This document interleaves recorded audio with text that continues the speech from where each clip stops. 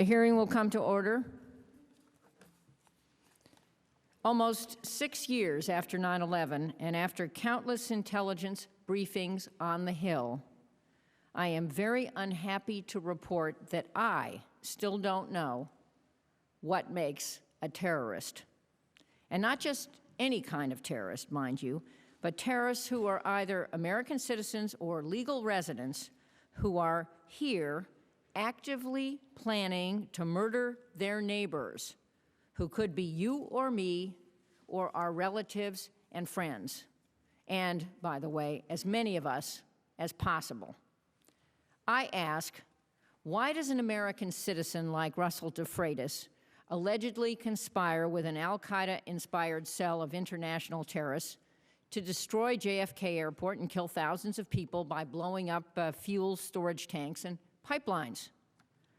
Why would a U.S. citizen and 2 U.S. residents conduct reconnaissance of Fort Dix in New Jersey and plot to kill, quote, as many American soldiers as possible, unquote, with mortars, rocket-propelled grenades, and guns, all, quote, in the name of Allah, unquote? And why did Adam Gadon, a Jewish kid from Southern California, go from being an alienated American teenager to an al-Qaeda sympathizer to the mouthpiece for Osama bin Laden, preaching hate and violence across the airwaves? I don't have the answers. I don't believe my colleagues have the answers, and the American people don't either. What I do know, however, is that I am chilled by what Dame Eliza Manningham-Buller, the former director of Britain's MI5, has said about the consequences of failing to get the answers and failing to act in time based on those answers. Last November, Dame Eliza revealed that in the United Kingdom alone, police and others within her organization, quote, are working to contend with some 200 groupings or networks, totaling 1,600 identified individuals who are actively engaged in plotting or facilitating terrorist acts here, that here means Britain, and overseas. You heard me right. Some 200 terrorist plots involving more than 1,600 British citizens planning to kill other British citizens, or, if we had not foiled the liquid bomb plot last summer, planning to kill up to 4,000 mostly American citizens traveling to the U.S. on U.S. planes. I am worried. We must learn from the U.K. experience and fix what needs fixing in this country before we find ourselves under the same threats as Britain is. An important step toward doing that, I believe, is to consider establishing a national commission on the prevention of radicalization and homegrown terrorism. While we potentially face similar problems as Britain, I am mindful of the fact that we are not the United Kingdom, and what we face may be different and less menacing. That is all the more reason for us to conduct an expedited but thorough study of what is happening in our country so we can find an American response to our American indigenous threat. The commission we want to discuss with our witnesses today could be modeled after the National Commission on Terrorism, which I served on in the late 90s, from 1999 to 2000. And which I believe produced a very important report predicting a major terrorist attack on U.S. soil. One of our witnesses, Brian Jenkins, was also involved in that effort, and I should say to our audience and our witnesses that on 9/10/2001, the Commission's chairman, L. Paul Bremer, Jerry Bremer, and I had lunch near the Capitol, wondering why no one was paying attention to our recommendations. A commission focused on radicalization and homegrown terrorism could get us up to speed quickly on the threat and help us assess whether a legislative strategy is needed to address it. The commission could also bring together the best minds in the nation from as many diverse backgrounds and experiences as possible. It could create a common strategy that not only shapes the action we take here, but also carves out a role for other stakeholders at the federal, state, and local levels. And I might add, we should probably assess what the private sector could be doing as well. I am eager to hear from the witnesses about the value of this approach, what issues it should address, and what recommendations it should make. And let me commend the ranking member, Mr. Reichert, whom we also call Sheriff Reichert, for being one of the early advocates for this approach. But let me be absolutely clear. When we talk about radicalization and homegrown terror, we're not talking about, I want to underscore this, people from one particular ethnic, political, or religious group. On the contrary, we're talking about anyone who might be engaged in ideologically based violence, whether by a U.S. Bronze Star honoree named Timothy McVeigh, or in Belgium, a female Catholic convert to Islam who traveled to Iraq and blew herself up, or in the UK, third-generation Britons of Pakistani descent who 2 years ago killed scores of their fellow citizens on buses and trains. I'm sure everyone on this subcommittee would agree that while taking on radical extremists who mean us harm, it would be wrong, it is wrong, to lump an entire community together for increased scrutiny simply because of their ethnic, religious, or national background. And it would be equally wrong, let me stress this, to pretend that there is no problem and hope for the best. The time for action is now. We will consider marking up legislation next week. What our witnesses share with us today will help us finalize our work and help save lives now and in the future. Welcome again to you all, and I now yield to the ranking member, Mr. Reichert, for an opening statement. Thank you, Madam Chair, and I want to thank you for holding this hearing and for your leadership on this issue. And just for the information of the audience and the panel present today, you have a committee with varying backgrounds and experience, and the chair referred to me as the sheriff. My experience comes from local law enforcement for the past 33 years. This is my second term here in Congress. The last 8 years of my tenure in the sheriff's office in Seattle was as the sheriff, elected sheriff there. And the rest of the committee comes, as I say, with a background in a variety of degrees and a lot of experience in homeland security efforts, intelligence efforts, and Department of Defense. And so you have a committee here that's really interested and willing to work with you in helping make this commission a successful event. And I want to thank you three for being here this morning, taking time out of your busy schedule to give us your insights and to answer some of the questions that we have to pose to you today. This subcommittee has focused intently on the issue of radicalization, as you know, and how it affects our security. Unfortunately, since that time, as we've been moving through this, we've seen radicalization and individuals involved in radicalism in plots against us, most recently against John F. Kennedy Airport. JFK plotters aimed to cause greater destruction than in the September 11th attacks by destroying the airport, killing several thousand people, and destroying parts of Queens. One of the United States citizens involved in the plot indicated that JFK was targeted because it is a symbol that would put the whole country in mourning, saying it's like you can kill the man twice. This is what we are dealing with, and unfortunately, the scope of the potential problem is huge. Radicalized cells can form in prisons, get together on the internet, meet and follow charismatic leaders, or any combination of the three. They can also decide to become a lone wolf to avoid detection. This example is especially noteworthy after the lone wolf shooting at the Jewish Federation in Seattle last summer. Radicalization is a complex phenomenon. It is essential that we understand the phenomenon, especially on how these cells form and how they grow. In March of this year, I introduced H.R. 1605, the PREVENT Act, which would establish a national commission on the prevention of radicalization. And unlike most commissions like the 9/11 Commission, like the WMD Commission and the USS Cole Commission, which were formed after a major failure occurred, this commission would focus on mitigating problems leading to radicalization before a major attack occurs. I've been involved in all sorts of commissions over my careers and conferences and committees, and most of the time what happens is we get together, we talk, we write down some reports, and nothing is ever done.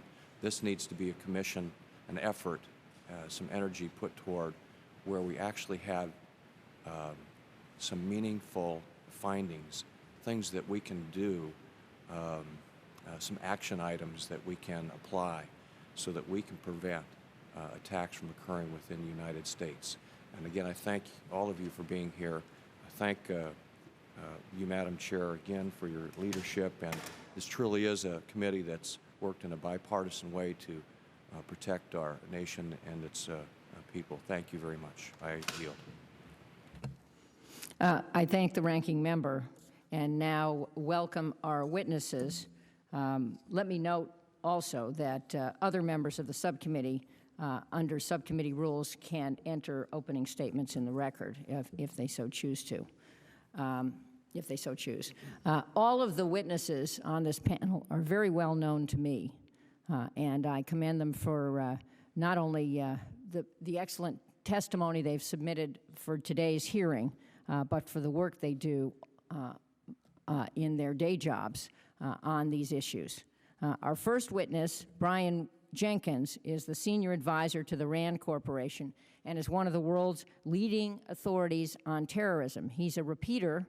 He testified at our recent Los Angeles hearing on the same subject. And I would also say he is the godfather. He founded the RAND Corporation's terrorism research program in 1972. That's not a typo. 1972. Has written frequently on terrorism and has served as an advisor to the federal government and the private sector on terrorism-related issues. In 1996, he was appointed by President Clinton to the White House Commission on Aviation Safety and Security. He also served as an advisor to the National Commission on Terrorism, the one on which I served, and as a member of the U.S. Comptroller General's Advisory Board.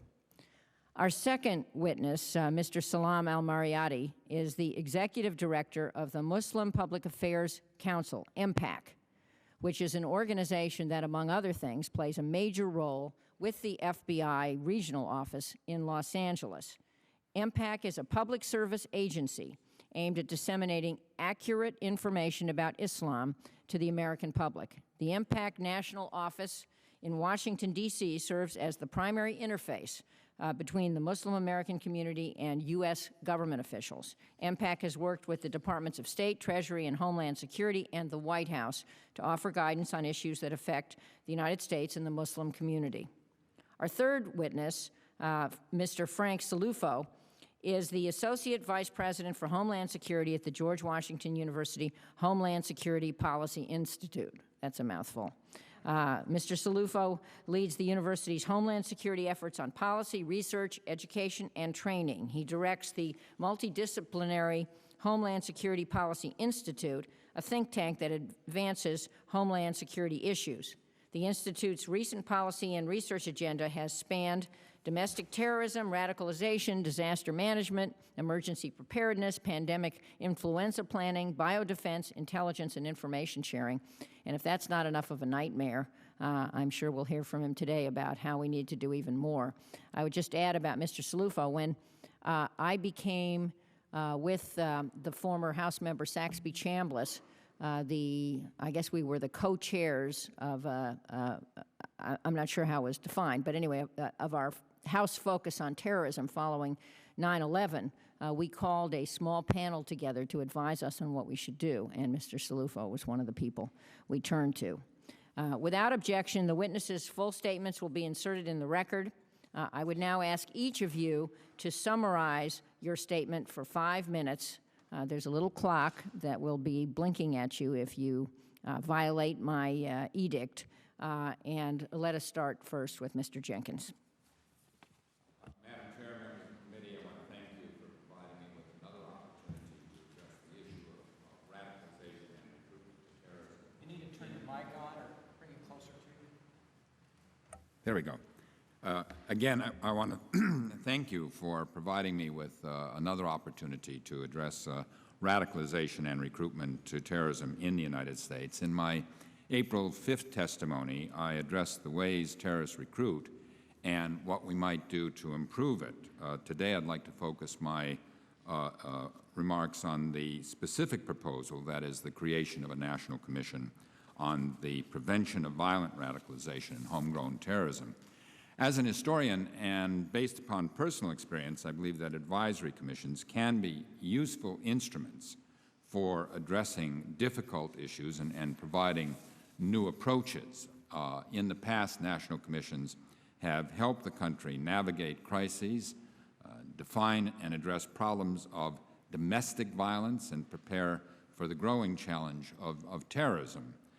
To go all the way back to the wave of assassinations and riots in the 1960s, the Eisenhower Commission on Violence in America in 1968 thoughtfully reviewed America's propensity for violence. It warned of a divided society. In 1983, the Long Commission convened to review the bombing of the Marine barracks in Beirut, went beyond that, and it alerted the Pentagon and the public that terrorism had become another form of armed conflict for which our armed forces had to be prepared. Several commissions were convened in the 1990s to examine new dangers posed by terrorism, one after another. They issued sober findings. The Deutsch Commission warned of the diversion of weapons of mass destruction.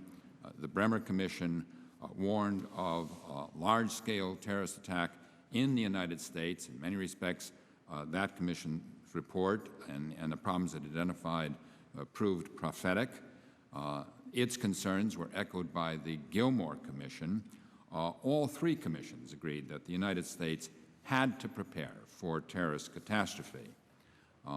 After the terrorist attacks on the World Trade Center and Pentagon in 2001, of course, the 9/11 Commission was able to build upon this earlier work and the issues that the earlier commissions had identified to produce a national plan for improving our capabilities to combat terrorism. The 9/11 attacks were carried out by 19 terrorists who were radicalized and recruited abroad. But as the threat has evolved since, today we worry more about individuals in the United States who may respond to the continuing, and I should say increasingly sophisticated, incitement to violence emanating from Al-Qaeda and its allies. And that's the challenge that the proposed commission would have to consider. In doing so, it would be required to address a broad range of questions. What do we know about radicalization and recruitment to terrorism in the United States? We talk about self-radicalization, but our actual cases show evidence of proselytizers, inciters, incubators, people who facilitate travel abroad for training for terrorism. Hardly what could be done about this infrastructure that supports radicalization and recruitment. Should we see recruitment as a societal problem calling for community intervention or a matter of purely personal choice? And if the former, what is the role of the communities where recruiting is occurring? And how would the affected communities frame the problem? What role, if any, would they propose? What's the role of the Internet? What lessons might we learn from the efforts of other nations? What are possible strategies for reducing recruitment to terrorism in this country? And finally, what is the appropriate role of federal and local government? Tasking an advisory commission with assembling all we know and developing a framework for understanding radicalization and homegrown terrorism, therefore, in my view, is a good idea. Inevitably, it will lead to the identification of some specific threats and vulnerabilities and possible ways to fix them. Some of these will address issues of enhancing our local intelligence capabilities, updating legal mechanisms to deal with Internet-era technology. Those certainly should be done. Some will inevitably touch upon more sensitive areas, and here we do have to be cautious. Proposals that get us into the area of social engineering have to be very carefully analyzed for their intended and unintended consequences. Whatever we do to improve national security must be accomplished without degrading our enduring values or our inherent national strengths. Thank you. Thank you very much, Mr. Jenkins, for posing some very provocative questions and for the expertise you bring. Should we proceed with this idea, you are hereby enlisted. Mr. Al-Marayati. Thank you very much, Madam Chairperson and the Subcommittee on Intelligence, Information Sharing, and Terrorism Risk Assessment for inviting the Muslim Public Affairs Council to provide a voice for the mainstream Muslim American community on homeland security. We believe that the Commission is a very good idea that can address a number of very important issues, specifically identifying the relationship between the Muslim American community and the U.S. government. We believe that increased engagement with and the role of the mainstream Muslim American community should be understood within the broader strategy of protecting our country. The Muslim American community is an underutilized asset. We can partner with it and understand legitimate, authentic, and credible leadership as a key to countering extremism and radicalization. Preventing alienation of this group is also a key to effective policy making. Counter-extremism in many ways is tantamount to countering ghettoization, seen right now in European Muslim communities. And let me just add to this that the Muslim American story is a story of success. And we're dealing today with a very serious problem, but we should not dismiss many of the great contributions of Muslim Americans in business, academia, science, and the arts. We should not dismiss the Muslim American contributions in our armed forces and in law enforcement today. America offers equal opportunity to citizenship, an open society, an alliance with civil society, and a process for integration into pluralism. No other country today offers those opportunities for any of its minorities. America needs Muslims, and Muslims need America. We have a saying in our organization: home is not where our grandparents are buried, home is where our grandchildren are going to be raised. And for an effective counterterrorism strategy, the community should be involved as it is considering this a priority in protecting our home from any enemy. Therefore, community-based policing, similar to neighborhood watch groups, are effective in decreasing crime. The Muslim Public Affairs Council in 2004 offered the National Grassroots Campaign to Fight Terrorism that is built on three major components. One, to amplify Islam's message against terrorism, to fight bad theology with good theology, to counter the theology of death with the theology of life. Number two, to build partnerships between law enforcement and local Muslim communities, as the Muslim Public Affairs Council has developed an important dialogue with the FBI and other law enforcement agencies on this very important issue. And number three, to offer guidelines to Muslim institutions so that they can demonstrate their transparency and accountability to the American public. And we do this not for political reasons, but for Islamic reasons, based on the Quranic principle found in Surah 5, verse 32, that basically says the killing of an innocent human being is equal to the killing of all of humanity, and the saving of an innocent life is equal to the saving of all of humanity. We are here to save lives, Christian life, Jewish life, Muslim life, atheist life, and we counter the ideology of death with the ideology of life, but the ideology of life needs to have the platform and the arena and needs the assistance of government in raising its profile. Therefore, in doing so, I believe the American public can at least begin to appreciate that Muslim Americans are part of the solution, not part of the problem. In the FBI headquarters down the street, there's a quote that says, "The most effective weapon against crime is cooperation." The efforts of all law enforcement with the support and understanding of the American people. The U.S. government, therefore, needs to publicize the partnership it has developed with the Muslim American community, and not just publicize the arrests of fringe elements that are not necessarily part of the mainstream Muslim American community. Muslim Americans want to be treated as partners, not suspects.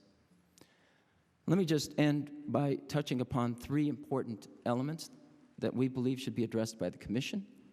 Number one is the credibility of leadership. The term moderate has lost its impact and meaning. It is now interpreted by the Muslim American community as the one who has left Islam and condemns the religion wholesale, with this following logic, that the only good Muslim is an ex-Muslim. The Commission needs to include Muslims who are self-critical but not self-hating. The term moderate should describe those who believe in the change of the status quo and perhaps are anti-establishment, but in advancing towards change, renounce violence as an instrument of change. And support civic engagement, human and interfaith relations, and an understanding of Islam that is inclusive, not exclusive. Muslim youth need our support. In the several campuses throughout the United States, there are halal and Christian chaplaincies that support Jewish and Christian students respectively, but there is no similar support system for Muslim American students.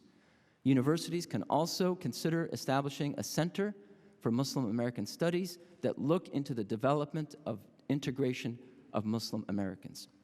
And finally, on the issue of Muslim youth, we need federal programs that train adults as well as youth on the difference between free speech and incitement to violence. Lastly, Islamophobia is a root cause of radicalization, and we need more of our government and political leaders to speak out against anti-Islamic rhetoric, not for the sake of civil liberties necessarily, but for the sake of keeping the Muslim American community engaged in all important policies. Thank you. Thank you very much. I watched your neighbor to your left, Mr. Cilluffo, nodding through your testimony, Mr. Al-Marayati, and I bet we're going to hear some reinforcement right now. Mr. Cilluffo. Madam Chair, Congressman Reichert, distinguished members of the committee, thank you for the opportunity to appear before you today. And sitting next to my friend Brian and to Mr. Al-Marayati, I do have to say they covered much of the waterfront, and I applaud the efforts of both, and have worked with Brian for a number of years. But prevention of radicalization and homegrown terrorism is one of the most pressing issues of our time, and you should be commended for your strong leadership in examining and, more importantly, in acting on these matters. As director of the Homeland Security Policy Institute at GW, much of my time and energy over the last 18 months has been directed towards the study of radicalization, in particular the processes by which people become radicalized, in prisons, over the internet, here at home, and also abroad. Unfortunately, recent events such as the Fort Dix case, the Toronto 18, and the JFK plot remind us that there is no basis for complacency. The upside is that the domestic plots we have seen thus far have demonstrated intent, but not much in terms of capability. We would be foolish, however, to ignore the real possibility that both intent and capability may indeed marry up in the future. Testifying before the subcommittee last September, I presented the key findings and recommendations of a report on prisoner radicalization produced jointly by HSPI and the University of Virginia's SIAG. Our study recommended that Congress establish a commission to investigate the issue in order to better understand the nature of the threat and the baseline of activity, and effectively assess current prevention and response efforts and recalibrate them accordingly. Radicalization, wherever it's occurring and through whatever venues, is only one subset of the battle of ideas, and effective response strategies and tactics that need to extend beyond our borders. In fact, it's a bit of a misnomer to speak of homegrown terrorism. We live in a largely borderless world, and the threats that we face are transnational. Activity in cyberspace reinforces that point. In a second joint study, we looked at internet-facilitated radicalization and found that internet chat rooms are now supplementing and replacing mosques, community centers, and coffee shops as venues for recruitment and radicalization by terrorist groups such as Al-Qaeda. A copy of our report has been submitted for the record. By incorporating and manipulating local political and economic grievances, some of which are legitimate, extremists have woven an effective tale of an imaginary clash of civilizations between the West and Islam. The extremists' compelling call to action, based partly on myths and falsehoods, begs for a development of an effective counter-narrative, one that unpacks, forcefully refutes, and powerfully responds to the extremists' own. The West is not at war with Islam, and terrorism is in fact un-Islamic. The real challenge for us here is to offer an alternative, a dream of sorts, and provide real opportunities for a better tomorrow to those who feel alienated and marginalized and who might otherwise be seduced by the extremist ideology. The U.S. needs to catch up in the cyber battle of words and ideas, to deconstruct the Al-Qaeda brand campaign and turn it into nothing more than a passing fad. To succeed, of course, this means much more than slick marketing and framing of the message. Our words must match our actions. The bottom line is that radicalization is not a well-understood phenomenon. Greater study of the life cycle of a terrorist, when one goes from sympathizer to activist to indiscriminate violence, is needed in part to identify trigger points and possible points of intervention. With all this as background, your proposal to establish a commission is a necessary step to meet and defeat existing and potential threats to the United States. Your legislation will go a long way towards pulling together what is known in this field, identifying gaps and seams in our knowledge, and chart a more clear course ahead. That foundational research may then be used to better inform and shape policies. The importance of tapping knowledge and experience of both the public sector at all levels of government and private and non-governmental sectors needs to be emphasized. And while there is no one-size-fits-all approach to the challenge at hand, there still is substantial value in looking beyond our borders to the work done and lessons learned, or at least observed, by other countries. In fact, HSBI has inaugurated an Ambassador Roundtable series to do just that, and your legislation clearly recognizes all of this. It is important to note, though, that the role of government is limited in this context. The solution sets for this problem lie primarily at the grassroots level, in local communities where trusted and credible leaders can have real impact with their fellow citizens. That is not to say that government at all levels don't have a contribution to make. Cultivated mutual respect and understanding between officials and communities founded on a solid education about Muslim cultures and Islam is crucial. Let me emphasize that radicalization is not unique to Islam, nor is it a new phenomenon. Historically, extremist beliefs have been used to subvert the ideals of every major religion in the world, and Islam is one of those several. And they actually do run directly counter to the basic tenets of Islam, and most polls overseas would demonstrate that. Let me just get to two quick points. I know I've never had an unspoken thought, and I'm over the time. But I do think it's important that we appreciate the sensitivities and the perceptions of those who feel that they, their religion, and entire community are being targeted as a result of the extremist action of a fringe element. And I think you should really run with the protections you have there in terms of civil liberties and recognize that balance, and I applaud that. And I also think there are 2 points in particular that could be enhanced in the legislation. The first is it's not comprehensive of all the disciplines that need to be addressed. Behavioral science needs to have a front row seat at the table, as do social networking experts. This is largely a networking phenomena, so people in the IT sector who can do that. And I would also suggest that since terrorists don't adhere to artificial timelines, and 18 months is an awful long way to go before you come up with a complete report, that you should have interim reporting requirements and draft that into the legislation itself. In closing, thank you for your leadership. HSPI stands ready to help however we can, and I thank you for the opportunity to be here with friends and colleagues. I thank all the witnesses. Each of you has just made an additional contribution to this focus that we have had ongoing for some time. I'm hopeful that all of your testimony will be carefully digested by us and by staff, and that the legislation we look at next week will include many good new suggestions that you have just made. Each member will now have 5 minutes to question the panel, and I will first recognize myself for questions. My first question is about language, names, and let me say why I raise this. If we launch a commission and its name is something that offends many of the people we're trying to reach for, that would be a mistake. On the other hand, if we try to come up with some warm and fuzzy name that is not clear about what we're studying, I think that could be a disservice. So let me ask all three of you. Obviously, I recognize that Mr. Al-Marayati has a lot to contribute to the answer, but all three of you do, about three terms: radicalization, each of you used it, homegrown terrorism, and ideologically based violence. What about these names, and I'm not sure in what order, but does any of these names give you heartburn in terms of a description of what we're trying to look at with this new commission?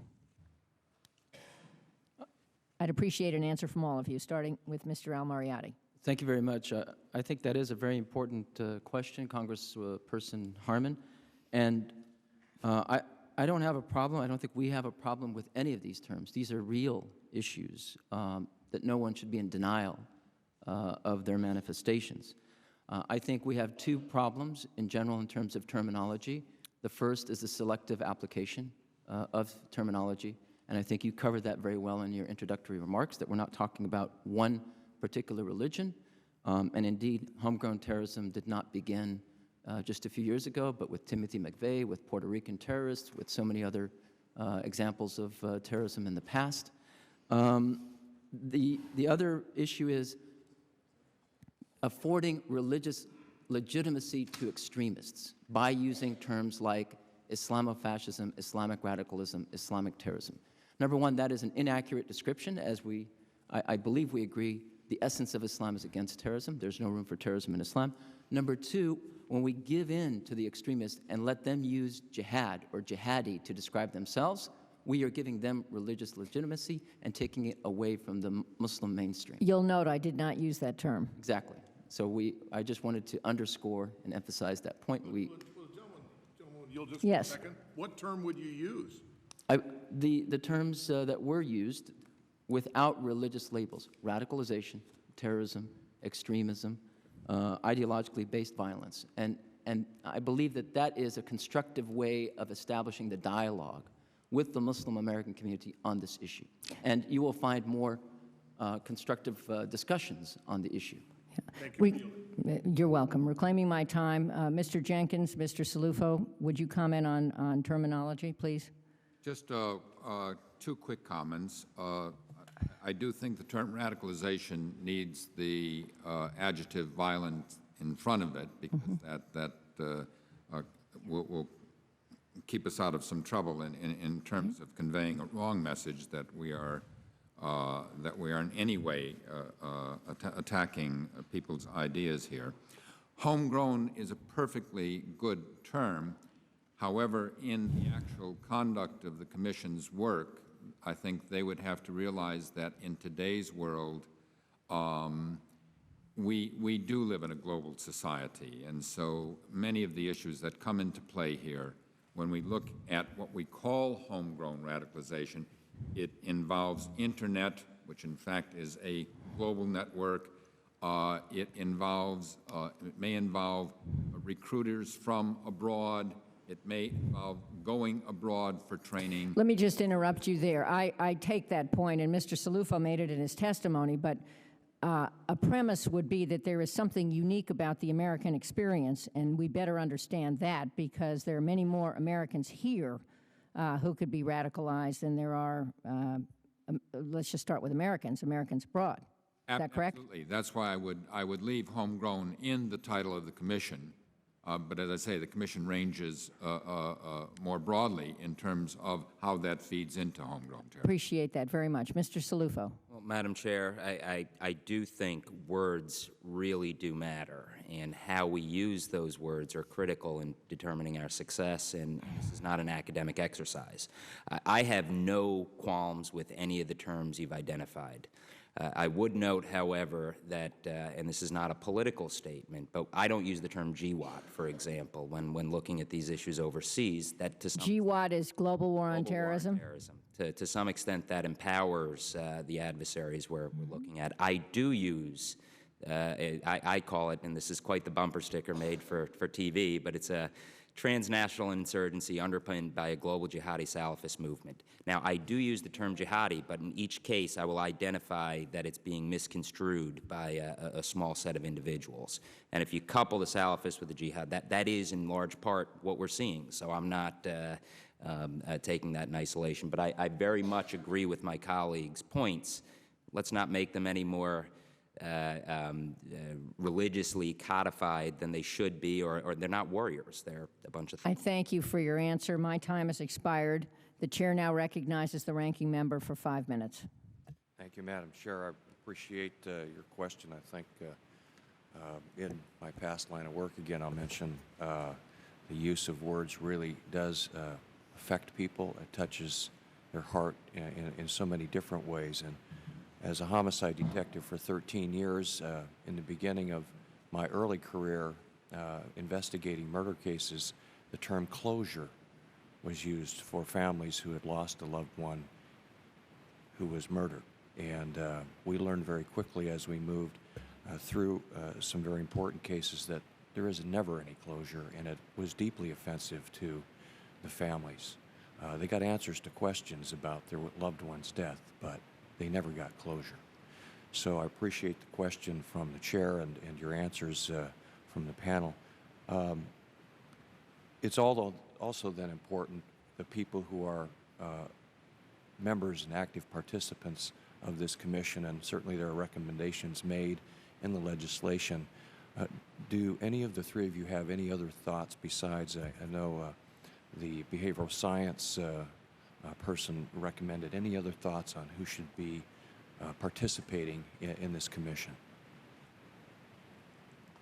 I think that the commission would be well served to have, in addition to behavioral scientists, to have either as members or certainly as advisors or witnesses that would assist its work, those involved in intelligence issues, particularly at the local police level, because those are the people who directly interface with the various communities involved. I would, at some peril, suggest the inclusion of a lawyer, a constitutional lawyer. We're going to be touching upon any commission that addresses this is going to touch upon extremely sensitive issues involving free speech, religion, immigration, and therefore would do well to have the kind of guidance that can be provided by a federal judge or someone who is well versed in these matters. I would agree with Frank Cilluffo that our behavioral scientists should definitely include someone in the area of both individual motivations as well as social networks. So we have legal, we have behavioral, we have intelligence. Those, I think, would be essential components. Thank you. Mr. Al-Marayati. Yes, in addition to what my colleagues have stated, I think what we need are experts for the community in terms of community-based policing to understand how to detect and how to intervene in cases such as Mr. Gadon that Congresswoman Harman stated. In that particular situation, could there have been intervention in the mosque with that individual? Because here's the dilemma. I could just be very frank with you about how Muslim Americans are feeling about the situation. If they intervene, they are afraid that law enforcement and those in the media are going to exploit the situation and say that they are associating themselves with terrorists, not just in mosques, but also on the internet. People are afraid to go into these extremist websites because they don't want a law enforcement agent knocking on their door the next day asking them questions and misconstruing it as association with terrorism. So experts that can help in determining how to intervene in these situations would be very helpful. Number two, experts on Islamic ideologies of human rights and human decency, I think, are important to make these important distinctions and to explain it to the American public in a way that satisfies our First Amendment, the Establishment Clause, and separation of church and state, so that the American public, as was stated earlier, gets a greater level of confidence that we are providing some answers, not just talking about the problems. Thank you. And I would just add, Congressman Reichert, that I agree very much. The community policing is at the heart of this matter. It's not going to be decided here in the Beltway. And it can't only be in a counterterrorism environment, because that creates a defensive posture to begin with. It's got to be part of the larger community policing efforts. I also agree very much with Brian that the intelligence community, not only intelligence-led policing, but people who've had experience in understanding the opportunities and the limitations of intelligence from a national security standpoint. I also think those with experience in organized crime. To some extent, we've been uniting our adversaries when we need to start disaggregating, and I think that the role of that we played in Cosa Nostra, it was in large part because they started losing confidence in one another, and trust is the key to everything. Trust is the key to the good guys. Trust is the key to the bad guys. You start eroding some of their trust, maybe it starts falling apart. So I would highlight those. The other area I would highlight and accentuate is the international component.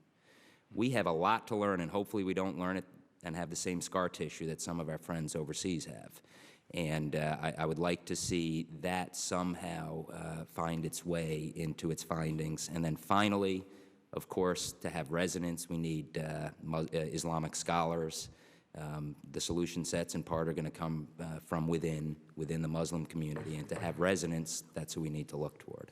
thank you for your answers. Thank you, Madam Chair. The gentleman's time has expired. The chair now recognizes Mr. Dix of Washington for 5 minutes. Thank you.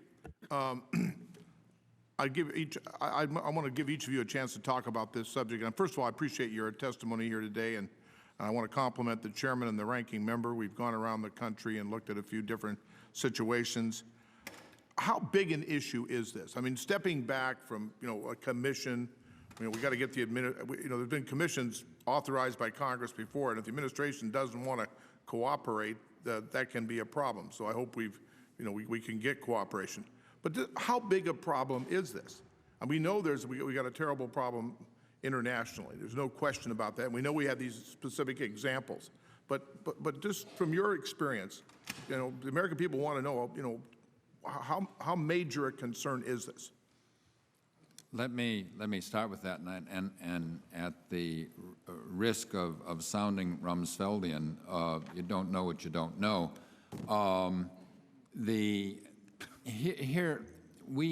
Where we have looked at this issue, where local law enforcement and federal authorities have examined it, we have in almost every case have been surprised to find out that there was more going on than we previously had imagined. The concerns, for example, about recruiting in prisons. These were not discovered until we actually began to look at the issue. And once we looked at the issue, we discovered there were things going on here.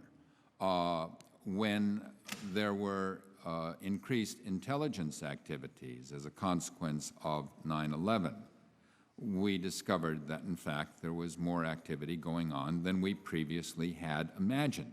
I don't want to exaggerate this. The country was not filled with sleeper cells, but certainly there was ample evidence of active radicalization and recruiting going on in the country. Now, thus far, based upon the conspiracies and clusters that we have uncovered since 9/11, there does not seem to be a significant cohort of terrorist operatives in the country. But there is active recruiting, and there is the development of intent. And I want to make a point here about intent. The Hamburg cell had intent but no capabilities until they showed up in Afghanistan. The Leeds cell that carried out the bombings in London had no capability. They may have acquired some in a training camp somewhere. To move out of that realm of terrorism and to go back to Timothy McVeigh had intent and developed his own capability. Intent is the constant here. Capability is the variable. So when we look at these various conspiracies, the only difference between a handful of hotheads fantasizing about violence and somebody actually doing something that's going to result in dreadful carnage is the acquisition of this capability. There are lots of bunches of guys around the country that are fantasizing about violence. It only needs one of them, one individual in one of those clusters to have some capability, and we could confront what some of our allies have confronted on their soil. Would the other members want to comment on this? Yeah. From the community standpoint, we don't see a movement for radicalization. We don't see similar expressions of extremism like we have seen in Europe. And probably the reasons that we discussed earlier in terms of the level of integration here in America. American Muslims tend to be higher in terms of education than the average, higher in terms of income than the average, and definitely much better than those in Europe. If there are cells at this time, and if it is just one cell or one individual, that's one too many. So we are not looking at it in terms of whether there's a widespread movement for radicalization or not. However, we can identify the problem, and if we identify the problem in an effective, precise way, then that will help us towards a solution. If we identify the problem in a simplistic way, in a sweeping way, we believe that will exacerbate the situation. And the further you push young Muslims especially to the margins of society, then the more likelihood that they could be recruited by these extremist recruiters. So we should not even allow that situation to happen, and therefore the prevention of these social ailments in our society should be of utmost concern. Therefore, we should not impose the cloud of suspicion on young Muslim Americans today. Can we finish this? Thank you.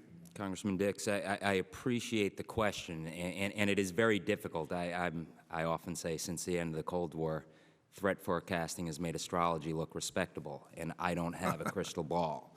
We simply don't know, but the question you do have to ask is how much is too much, and I would agree with my colleague that one is too much, and the last thing we want is to have hearings where us or anyone else or before you all after an incident occurs, and there's going to be the knee-jerk attempt to take much more draconian measures, which are going to further push the issues to this, make it a bigger set of challenges. I might note, though, the UK asked those same questions prior to 7/7. And for anyone who's interested, I'm hosting Home Secretary John Reed on Monday for a speech and other things. But if you're interested, what they noticed in the 7/7 activities, which was quite alarming, is the speed and the pace of radicalization. We're talking months. We're not talking years. We're not talking many months. It was very rapid. So I think that we don't want the cures to be worse than the disease. We want to get out in front of this issue, and I can't quantify or qualitatively give you a concrete answer.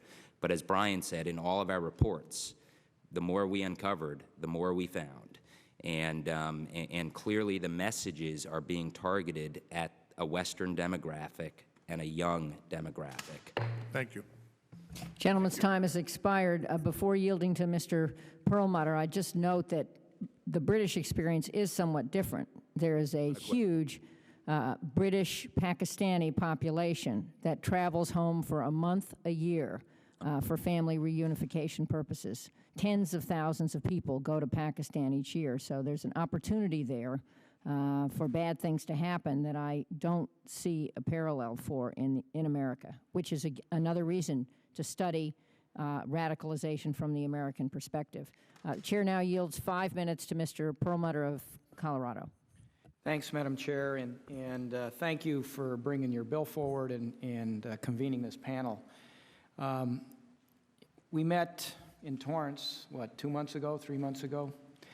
And I was hoping that the prison experience of Mr. Gadon were aberrations. And since then, we've had the Pizza Fort Dix experience, we've had Toronto, and just recently JFK. And so it's becoming more prevalent and, quite frankly, a little more frightening. But Mr. Cilluffo, you used a couple words that sort of resonated with me. You said these guys are not warriors, they're a bunch of thugs, I think you said. And maybe if I heard it right. My New York speak, sorry. Well, no, but I kind of I appreciate that. You also talked about the Cosa Nostra, the gangster kind of element to this. You know, gangsters may be more focused on economic, you know, making money and that kind of power. This is more ideologically driven.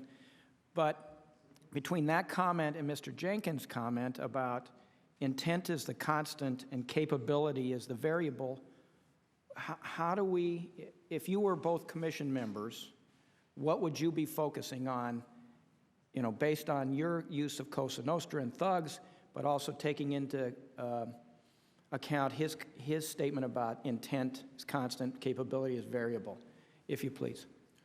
That's a complex question, and I'm not sure I have a quick answer for that, but clearly it is the convergence of bad guys and good stuff, and the good stuff being technology, capability, training, execution, and that training can occur anywhere. What I meant by Cosa Nostra was also that terrorism is a team sport. The one that we haven't found a single profile. In fact, quite the contrary. The one thing we do know is that social bonds matter, and it's often friends, family, and those are very difficult to use conventional instruments to be able to respond to. But I do think in terms of organized crime, this is where we've worked on some of the federal, state, local interactivities, and I firmly believe that this isn't going to come from the Beltway. It's not going to come only from overseas intelligence. This is largely going to have to come from communities that are going to see when something's awry. So I do think we've got to focus on intent, but I also think that there's a lot of intent. The question is when do the two marry up with capability? And there we got a problem. Mr. Jenkins, if my complex question made any sense to you. It is a complex question. I'm not quite sure I've got it framed. I've got it framed right in terms of. Let me just put up here a note that agreeing with the other witnesses. In looking at this, I would say let's begin with the fact that right now we have a success story.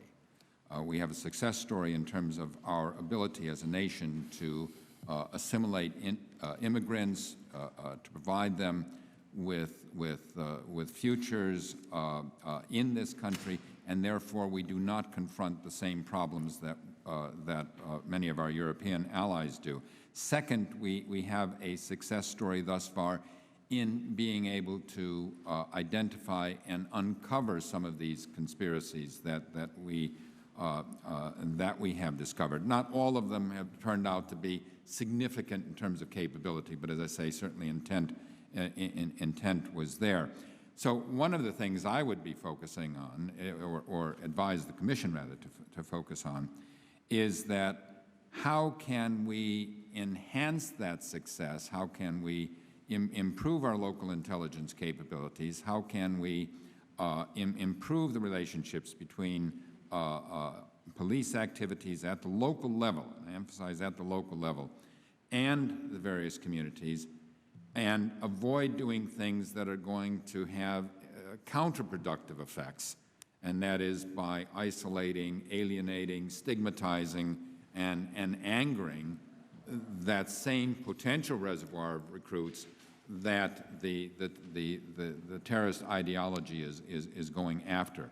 So how can we take advantage of our inherent strengths in this country, add some capability, and ensure that we are not going to spoil that?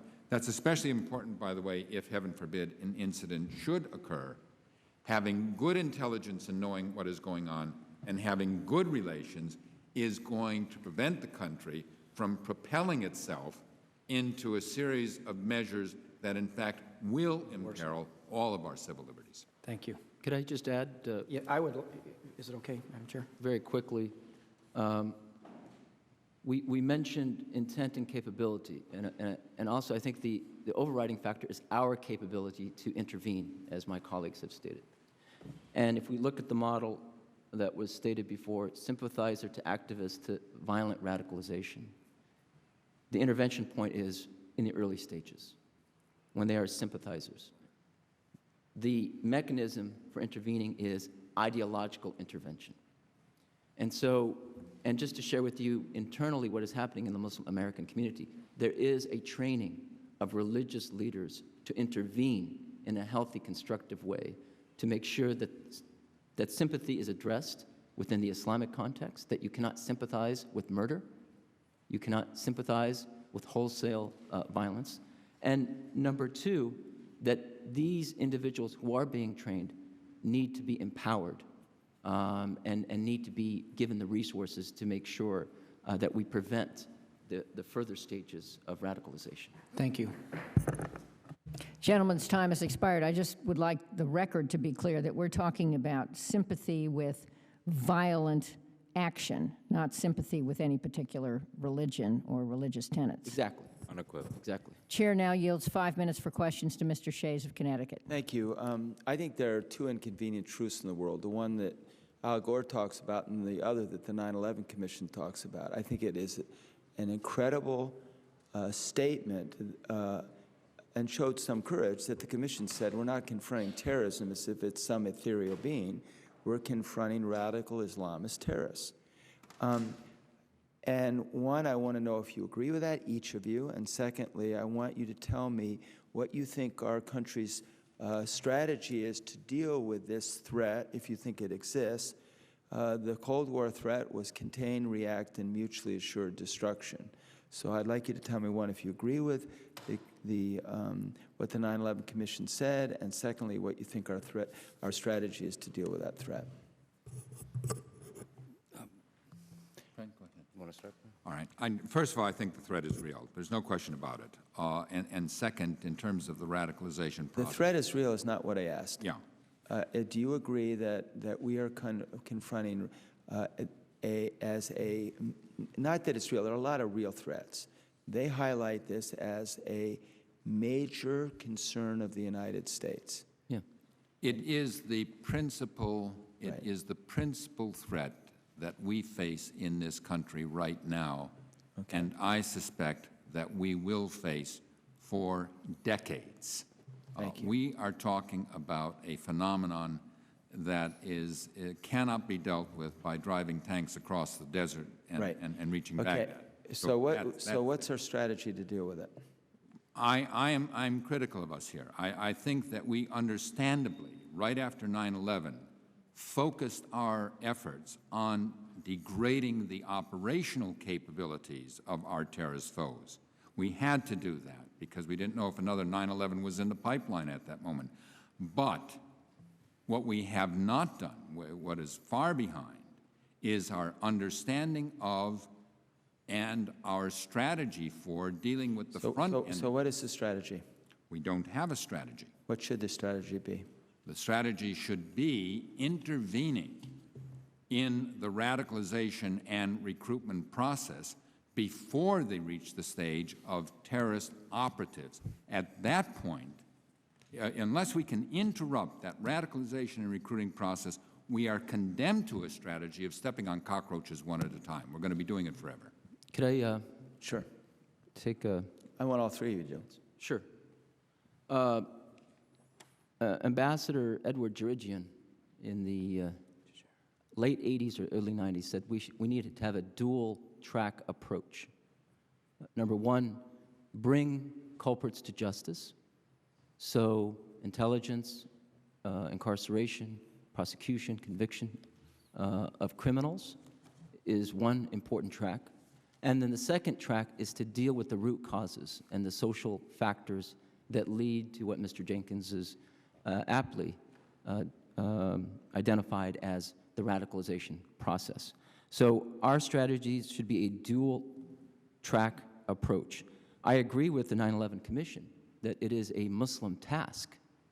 And if it's a Muslim task, then there are internal issues within the Muslim community, and there are national and international issues that deal with relations between these Muslim communities and their governments and their law enforcement that we can get into more specifics later.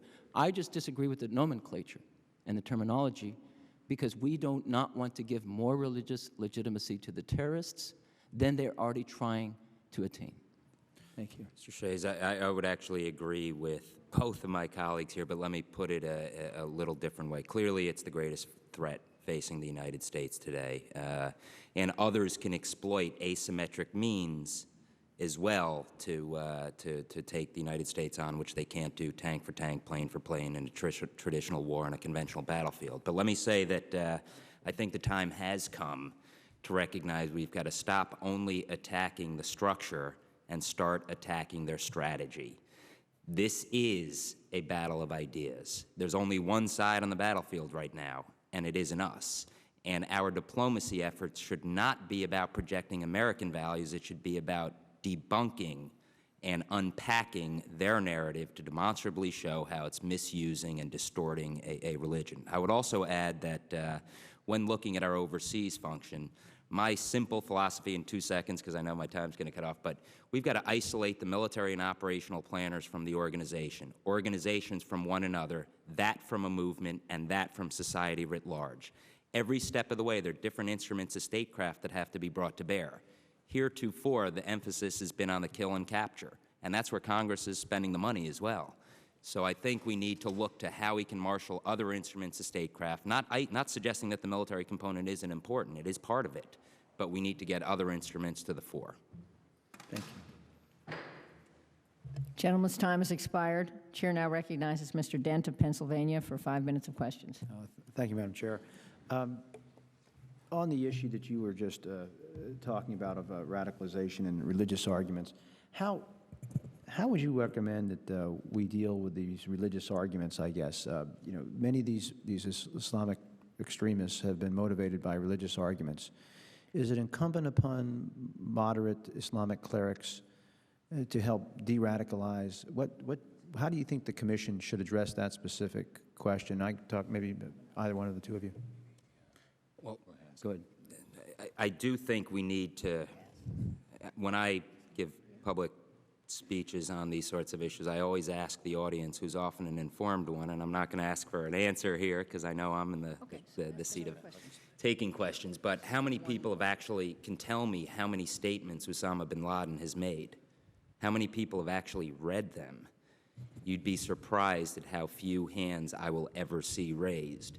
Before we can come up with a counter-narrative, we have to understand what the narrative is. Why is it having resonance? Why is it sticking?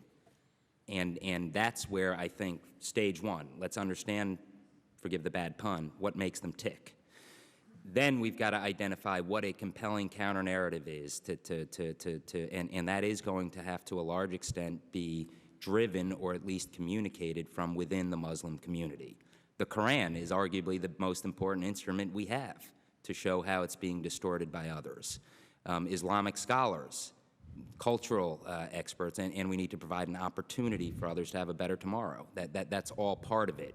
And I don't think we have done that. And in fact, I know. So would the Commission, this type of commission, you think would be wise to engage the moderate Islamic community to help debunk these... Unequivocally. I don't like the term moderate Muslim either. Or whatever- As a whatever Catholic, I'm term- not a moderate Catholic. I'm a Catholic. Yeah, understood. think- Understood. Yeah, I think we should empower Muslim religious authorities who are speaking about the ideology of Islam that looks at Jews and Christians as people of the book, not as infidels, that looks to human beings, other human beings, as the Quran stated, we have created you with human dignity. The children of Adam are created and bestowed with human dignity, and talks about the role of Muslims and Islam within the modern era, not something that we have to replicate from the 15th century or the 10th century or before then, but looking at modern issues of human rights, of democracy, of coexistence, of something that's very different from when Islamic civilization was at the top.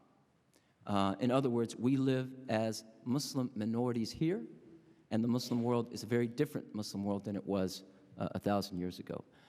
Let me just add to that, and I think my colleague was alluding to this, that there have been polls done of Muslim mainstream communities about violence. Those who supported violence use political arguments. Those who oppose violence use religious arguments. Interesting. And so we have to be aware of that narrative in order for the counter-narrative to be effective.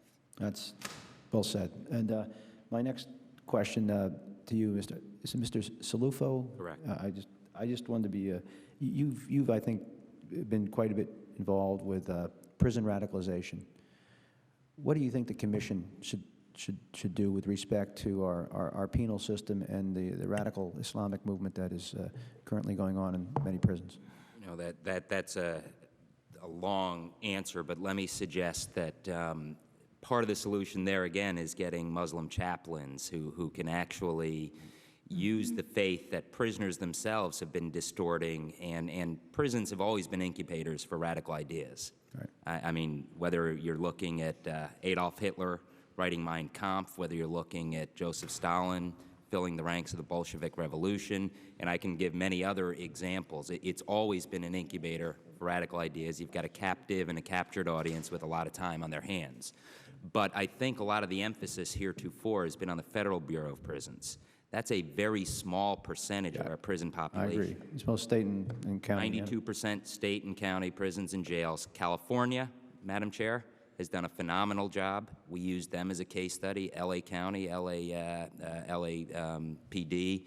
Those are the models we should be looking at, and I can go ad nauseum. Yeah, my time is about up, but for maybe a later round of questioning, when should we intervene with this radicalization process? How should we go about that? And my time's up. I don't know if you want to take that in the next round.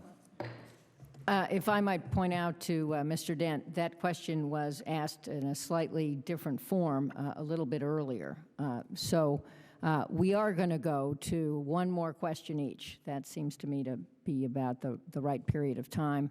And if you'd like to ask that question at that point, you should feel free to, but we do have a fairly full record. I just point out to Mr. Cilluffo that the cell that was arrested in Torrance, the site of a prior hearing where Mr. Jenkins testified, was radicalized in Folsom State Prison. So while I'd like to give California a lot of credit, there's still a lot of work to do.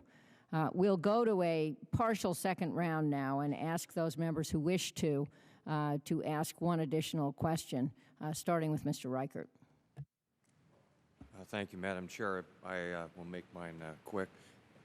We talked about keeping it simple, and we've had a lot of discussion about community, working together, education, community-oriented policing. I just wanted to ask the panel if any one of you are aware of a program called Cops and Culture. The National Crime Prevention Council, the King County Sheriff's Office, when I was the sheriff, implemented that program in King County along with the Seattle Police Department, and I think it might be a tool that can be used in this effort. Mr. Cilluffo, you go ahead. Absolutely. There are three ways local police are going to be able to address this. One is through routine criminal investigations that then take other directions. That was the case in Torrance. The second is through community policing, relationships with the community, so that communities are comfortable in a relationship with the police and provide information. And the third is through dedicated intelligence efforts. That is a portion of police resources with federal assistance, specifically focusing on areas of concern. Another point to underscore and reinforce your theory, Congressman Reichert, is where we have seen plots occur in terms of violence against the United States in the name of Islam. We've also seen that there are Muslims who are key in unfoiling those plots.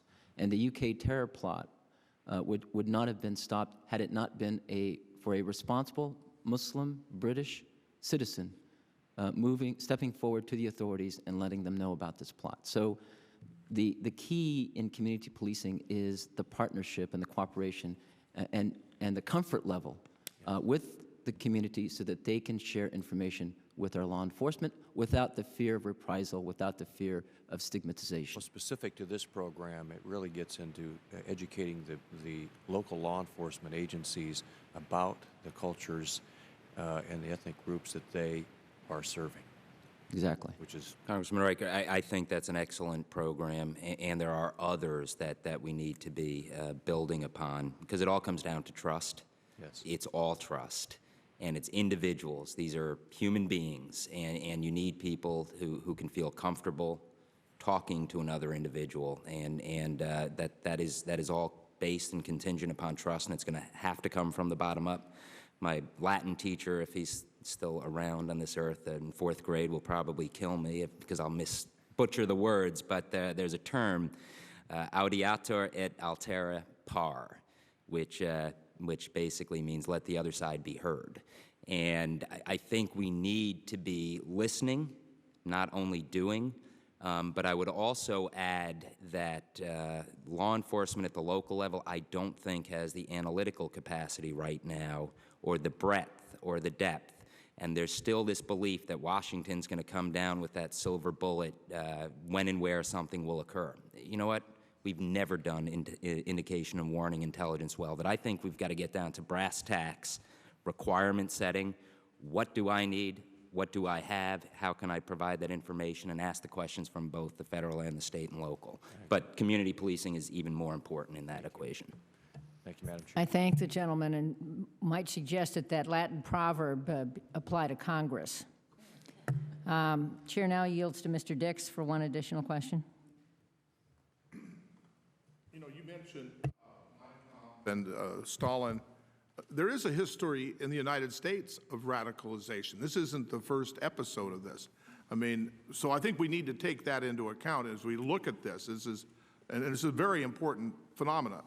And I guess the prison issue, Mr. Cilluffo, if you'd like to go on a little bit further about this prison aspect to this, what's good, what's bad. I mean, you know, the one thing about a commission that it kind of forestalls doing things. My view is, you know, I don't want to wait for a commission. I mean, we ought to have a commission, but I'd support that. But I think there's things we can be doing now, especially on this prison issue, where we could make some progress forward. So, would you like to comment on that? Thank you, Congressman Dix. We did look at white supremacy. We did look at other gang activity of every stripe and ilk, and came to conclude that the activity is the activity. The modus operandi is the modus operandi. Some that were converting to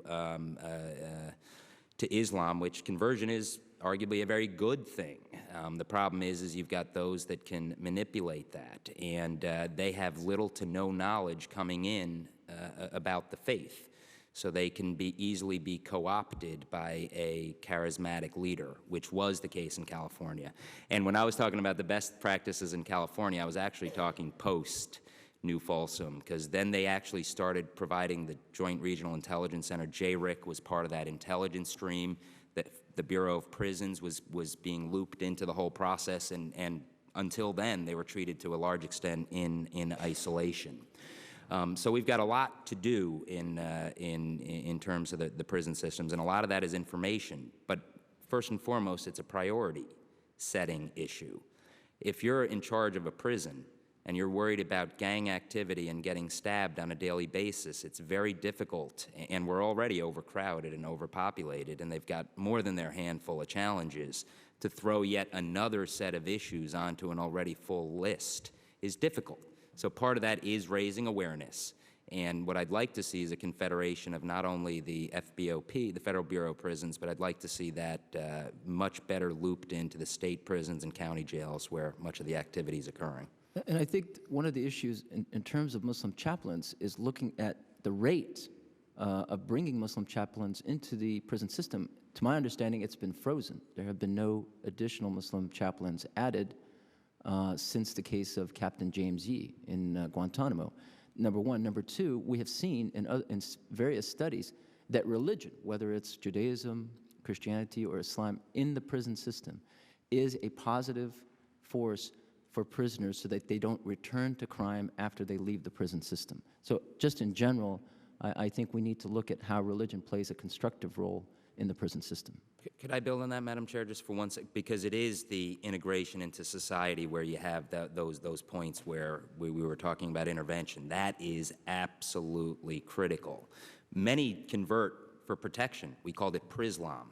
We had a couple of imams who referred to it as jailhouse Islam, and they get better food.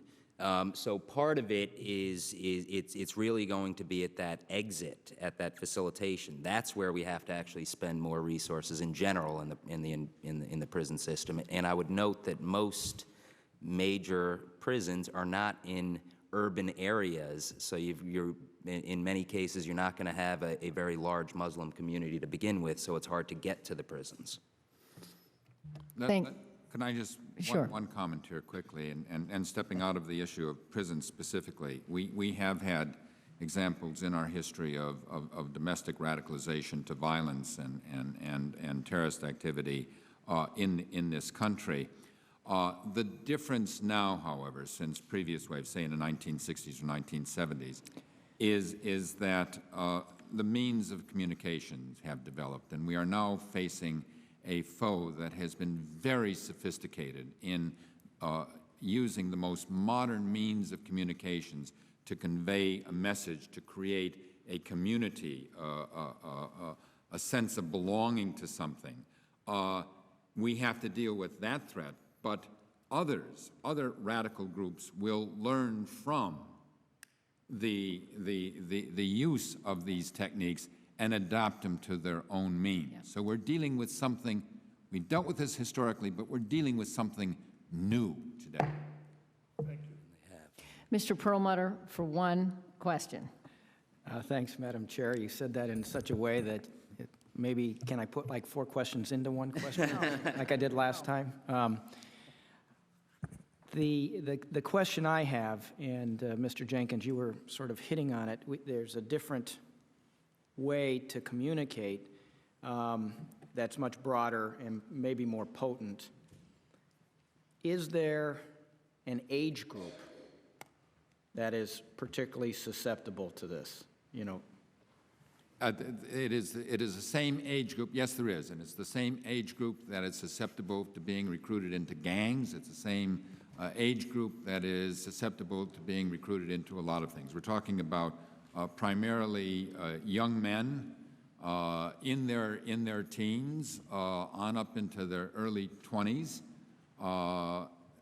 These are young men who are going through, in many cases, just because of the age, identity crises, looking to define themselves because of their age again. Lots of energy, lots of hormones. That is the age bracket that commits crime in this country. That's the age bracket that goes into gangs. It is it's what young men do. And unfortunately, if you have a narrative that exalts violence, that attempts to project that violence as a personal obligation, that justifies it, that offers the tantalizing prospect of clandestinity, identity, all of those are very appealing to that specific age group. Thank you. If I could just pick up on the issue of identity then, and this connects with Mr. Dent's question in terms of intervention. This is where we are intervening now, and we need to be more proactive and provide more resources in developing a healthy Muslim American identity, that America is home, that we counter ghettoization within the Muslim American community, whether it's psychological ghettoization or any other form of ghettoization. And in doing so, we will prevent this form of antisocial behavior of this group. And antisocial behavior could be manifested in drugs, in promiscuous sex, or in joining groups with violent ideologies. So the root cause here is an identity crisis that we have to address. Thank you. Thank you very much. Thank you, Mr. Perlmutter. Mr. Shays, one question. Thank you, Madam Chairwoman. First off, an excellent panel. I really wish we were going to spend more time because there's more that we could learn.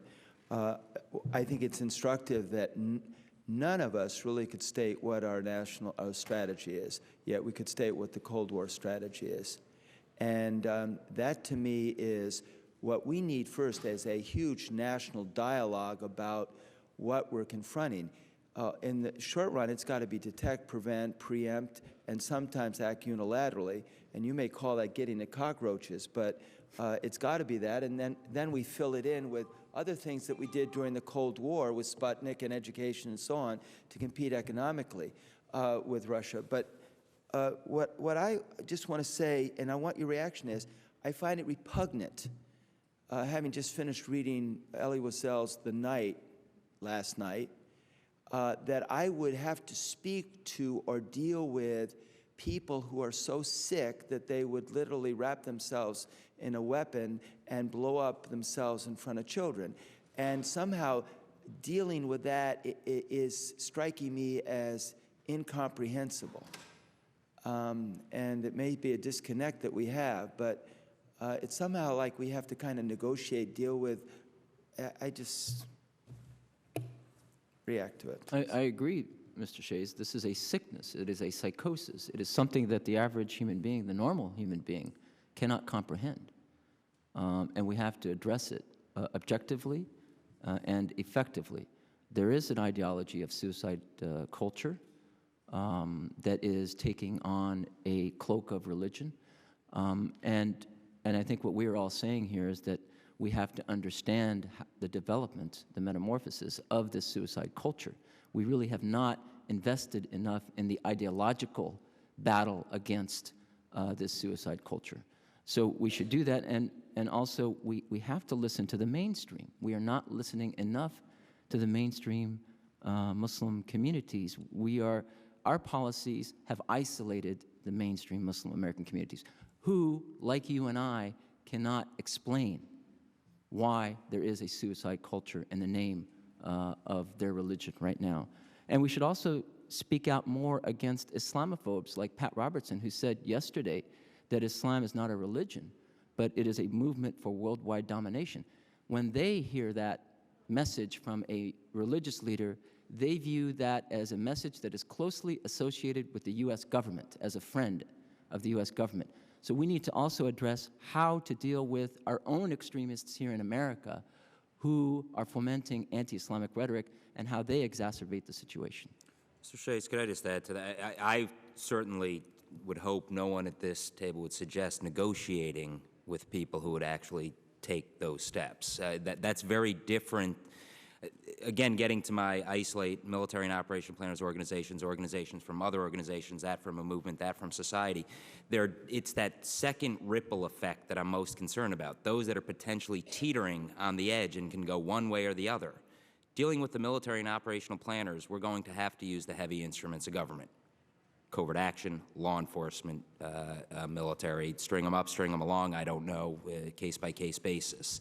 But it's that next tier of folks, that's the group we're potentially losing. And I we wrote a major report on the narrative and the counter-narrative, so obviously I agree with everyone here, but it's also worth noting it's not what you say, it's what people hear. And we have to understand what they're hearing.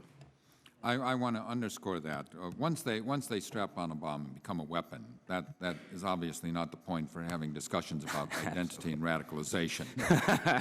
They are a weapon and must be dealt with that as such. The point of intervention is to try to do things that is going to reduce the reservoir of those who will be caught up in this narrative, which is essentially an ideology of death. This is an ideology that exalts death. It connects the individual with some glorious utopian past, which may or may not have existed, and promises them earthly pleasures in some future life, leaving the now, which is nothing, and therefore enables an individual to simply turn themselves into a weapon and think of themselves as nothing more than a weapon. We have to be able to intervene to ensure that there's not going to be a large reservoir of those that can be recruited to that. And can I just add one point? Because it is that reaffirmation, that moral equivalency, that people then will be emboldened to actually act. That's that reservoir we have to keep flipped on the other side. And also, there's the terrorist, and then there are audiences. And terrorists try to influence audiences, and we should embrace and engage the audiences. The terrorist is not somebody we need to negotiate. You're right. We are not here to understand or develop an agreement with a terrorist. Thank you. They should be handled swiftly and with justice. Thank you. The good news is that I need to leave now, but Mr. Dix will take over the chair, and if our members have additional questions, we can go until noon, assuming the witnesses can stay. I just want to observe that this is one of the best panels we have ever had, and that what you have just said will directly influence a legislative proposal which we are working on now to set up a national commission, but not only that, perhaps some other legislative initiatives, which I believe this committee on a unanimous basis, that would be a miracle in this Congress, but on a unanimous basis will embrace. And for once, you know, Congress is accused of more heat than light. We might actually shed some light on a very serious set of problems. So I just personally want to thank our witnesses and our members for an enormously productive hour and a half. Mr. Dent. Thank you, Madam Chair. I concur with her remarks. This has been an extraordinarily helpful hearing. I'm sorry I didn't get here for the beginning of it. The media, the internet, and religion, I think we all can agree, play a role in radicalization and hopefully the prevention or the mitigation of radicalization. Given our First Amendment, how do we, as a government and a society, effectively combat all these radicalizing forces that you gentlemen have so eloquently discussed here today?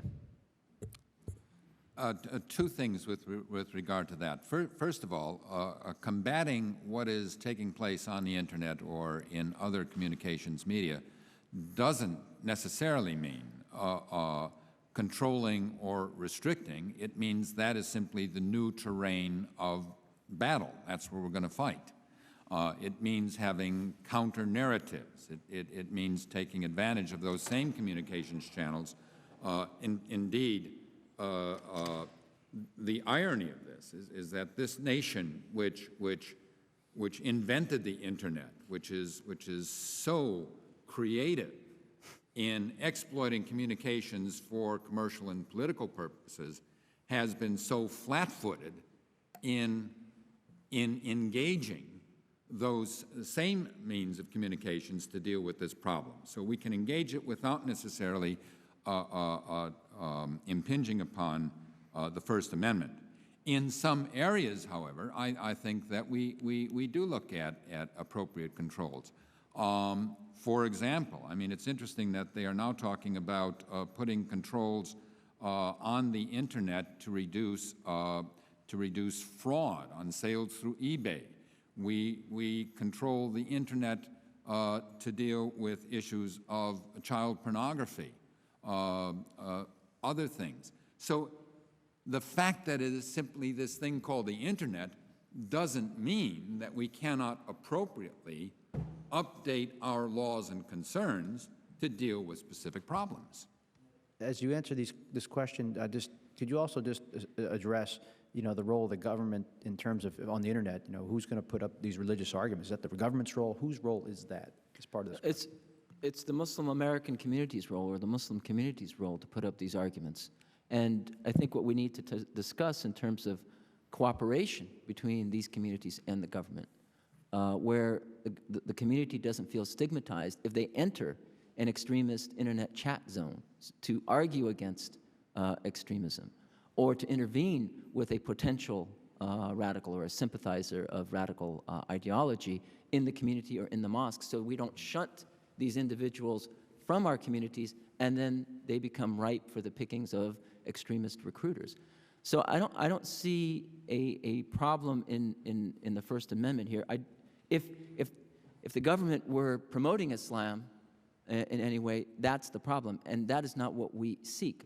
I think what we're talking about is understanding the Muslim world and the Muslim Western communities in a more nuanced way, with a little bit more precision, more accuracy, so that will help us socio-politically and empower us in the tools against extremism.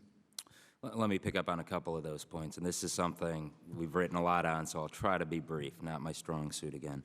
But when we're looking at who the solution sets are, we can't look at this, Mr. Shays, I think, as a grand strategy. We actually have to look at it from a decentralized perspective, which is very difficult for government to do, and government only has a small role in this overly complex set of issues. Shutting websites down, it's like whack-a-mole. Hit it here, it's just going to pop up somewhere else. Quite honestly, the websites aren't even the issue. We need to get into the chat rooms. It's the chat rooms that are replacing the smoke-filled bars of the Le Carré novels where espionage used to occur. That's where it goes from the cyber world to the physical world. That's where they actually start connecting. We've got to be in there in a hand-to-hand kind of way, demonstrably showing how people are misusing the internet. The other thing is I agree with Brian, greater transparency is also the solution here. We've got the ideas on our side, let's use them, and make sure we're doing that directly. And there's a program, and I'm not suggesting that all their programs are very good, but the Saudis have a program called the Tranquility Program, where they're actually going onto the internet chat rooms, and they're bringing in Islamic scholars to refute how they're being misused. We've got to start thinking about that. And then on the counter-narrative, we all hear about terrorists and their martyrs. Well, it's about time some of our martyrs be remembered, and we've got to remind the terrorists, and they're trying to create this clash of civilizations, West versus Islam, who's being killed by terrorist bombs? Largely Muslims. So how can they, in their own defense, make these sorts of cases? We've got to remind people that. Beslan, hundreds of kids being killed. I couldn't think of a more powerful, motivating attack to abhor terrorism. We need to start reminding people and showing the graphic visuals. The bombings in Jordan at the wedding, which actually was al-Zarqawi's undoing, I think, in the long run. That had negative consequences. Obviously, it was a horrendous attack, but we've got to start packaging that. Casablanca, I can go on and on and on and on. They are packaging it very effectively. We haven't, and I think that is part of this counter-narrative.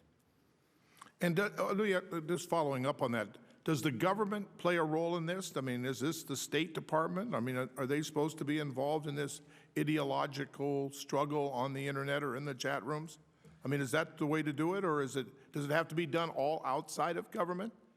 No, it doesn't. You know, during the Cold War, we had something called the United States Information Agency. It was an institution that was set up to basically conduct a war of ideas with our adversaries in the Soviet Union. That doesn't mean that the government itself, that some government official was the author of every message, but it was a way of facilitating messages to get to audiences. The government has been involved in sponsorship of things like Radio Free Europe and other communications mechanisms. The problem we have now is that we do not have in this country any institution which brings together these various components of what we're trying to do in State Department, Defense Department, and elsewhere in terms of communications. We don't have a single point to focus our efforts. We don't have a strategy. And therefore, we are still grappling with this particular issue. But we've done this during World War II. We have done this during the Cold War. It's a matter of learning some new lessons and perhaps remembering some old ones and creating mechanisms that can facilitate this ideological combat. And I don't know of a single instance where there's been a meeting of all these components in a single setting to develop the strategy. Yeah. So I think the government can help in at least hosting these discussions that are needed with all these components now looked upon in a central manner. Number two, I think the government needs to start publicizing, as Mr. Cilluffo said, we need to look at the heroes on our side, on America's side, and those people who have been on the front lines battling this extremist ideology, they need to be empowered. And therefore publicizing the relationship between, for example, the Justice Department or the State Department with these Muslim American individuals and Muslim American institutions is critical. And lastly, there are exercises of government that have impeded the progress of the ideological battle, and we need to look more closely. Well, and I would say, you know, and not to be partisan here, but Abu Ghraib is an example, I would think, that hurt America's reputation and image in the world and helps the other side, you know, from my perspective. Exactly. Mr. Chairman, it's not to suggest that government has a role. I don't necessarily agree that it's the same role with our counter-concealment deception programs and ideological programs vis-a-vis the Soviet Union, just because I think we've got so many other actors in a non-state-on-state kind of environment that it is different.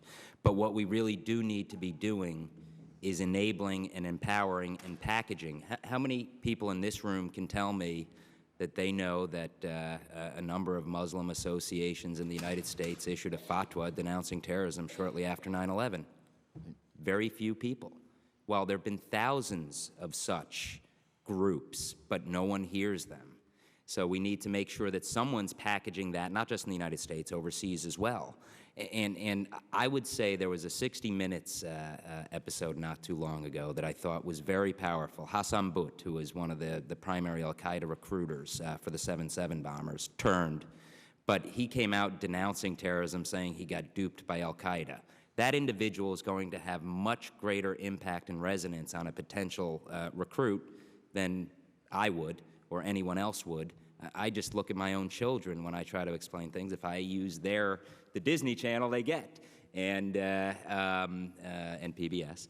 But point being, we need people who have credibility with the constituencies we're trying to work with, and the government has a role. We have a covert action role we have to play in the shadows. I'm not sure we're doing that very effectively.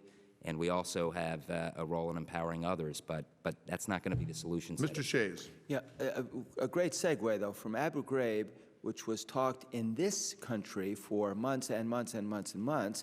It was an outrage, and we should have made it clear it was an outrage. It was talked in Al Jazeera for months and months and months and years, and yet when there were 50 people found in a torture chamber outside of Baghdad with, you know, drills holes, tortured for months, it wasn't even a front-page story in this country, and it certainly wasn't covered overseas. And when I read Al Jazeera in English and see it covered there, it is an outrage, describing what American soldiers do. And I know for a fact they were giving candies to kids, being lured out, and then they're getting blown up. It is an outrage how Al Jazeera covers what we're doing there. And I'll just make another comment, and like your comment to that. I am not impressed with most of the denunciations by the Muslim community against terrorism, because they always have a but. And the but is, but, you know, we have problems in Israel with Palestinians, but we have this, but the Western world needs to do this. There is no but to terrorism. And I'd like to see some of these denunciations without the word "but" and then an explanation. I don't think there was a but in the reference to Mr. Ciluffo's fatwa against that's terrorism. the extreme example in my No, judgment. I think that's actually the rule, Mr. Shays, not the exception. Well, you know what? Then I would like that documented to me. Sure, we can provide you with all the documentation. Yeah, not a paragraph that follows, if there's not a but, a paragraph that then says, but the Western world needs to get with it. No, I don't think anybody's adding the but. I think maybe you or your staff needs to look more closely not to add the but. Well, no, you know what? I did look closely because I followed it. It was my committee that followed it after September 11th.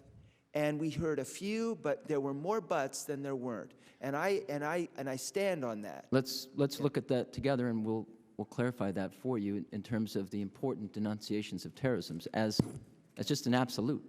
Number one. Number two, in terms of media, I agree with you wholeheartedly. I think there should be a panel in terms of how the media, international media, domestic media here, plays a role in exacerbating tensions between the United States and the Muslim world. And we can have a whole panel on that discussion as well. Mr. Dent. You all done? Okay. Mr. Perlmutter. Just a comment. I assume we're winding this down, but Yeah, I would we hope are. that each and every one of you, if you were asked, would be a commission member or advise this commission that we're putting together, because it's important. Things seem to be speeding up here.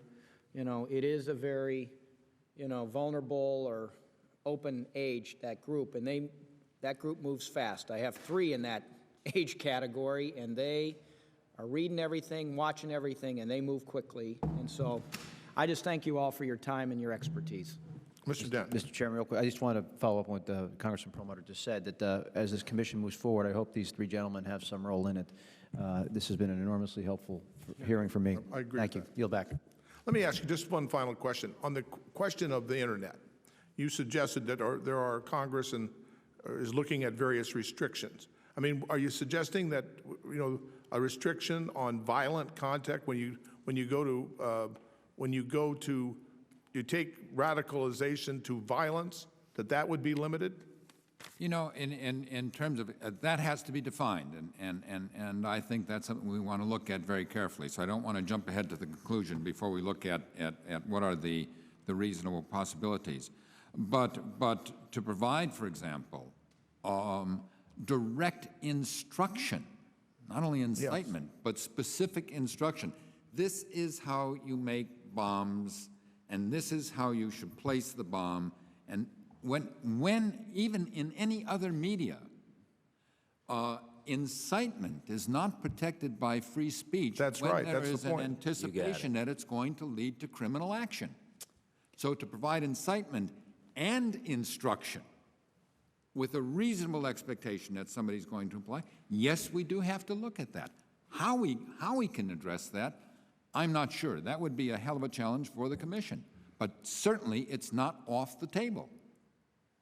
Any other comments on that? Go ahead. I would very much agree with Brian. And sure, we also need to, for intelligence exploitation, do it anyway. It's the chat rooms, though, where the interactivity, the real-time two-way communication between individuals and the reaffirmation of aberrant attitudes, and to some extent, we're even seeing the perceived creation of a virtual Ummah where they don't have anyone who is denouncing some of what they're doing, so they actually start reaffirming one another. And there is something, we talked about child predators. On the net in particular, there could be 6 people, but if they start emboldening one another because they start believing that what they actually do is acceptable. It's not. It's really not. Maybe one of the things we looked at, which we couldn't come to any conclusion in our report, was whether or not the media has a role to play here in terms of exposing, like ABC or NBC, I forget which one it has about exposing child predators. But that would be crossing the line, Brian just said, between incitement activity where that may be against the law to do that. But I'm not suggesting we don't shut them down. If we can, of course we do. Realistically speaking, we're not going to get to everything. Mr. Al-Marayati. Yes, let me just segue then to the larger question of the government's role, how it can help. Number one, I agree there needs to be ideological independence of these indigenous Muslim American groups that are fighting the extremism, the extremist ideology. And to associate government with that would would tarnish their credibility in the community. So I agree with that. Where cooperation comes in then is, for example, the federal funding of programs that teach young students, all students, in our campuses the difference between incitement to violence and free speech. It can come also in the financing of programs for partnership between law enforcement and local communities. It can also come in the form of ad council advertisements talking about how to detect criminal activity, terrorism, and what to do. Or it can also be a positive ad council advertisement talking about the process of pluralism, the greatness of pluralism and the process of integration, especially of young Muslim Americans into our great society. So these are some of the recommendations that we have in our Muslim American Youth Report that we hope you can take a look at. Can I make just one final? Yes, Brian. We have probably paid more attention and spent more money. I'm not saying it's not a noble cause, but government-sponsored effort to reduce smoking, to reduce drunk driving. Problems, to be sure, problems that kill Americans every day. But we have made it a national effort with government sponsorship to go after those issues. And we have done so without violating the Constitution. We certainly can do that much here. I think this has been an outstanding hearing, and without the committee will stand adjourned. We again thank the witnesses for a good job done. Yeah.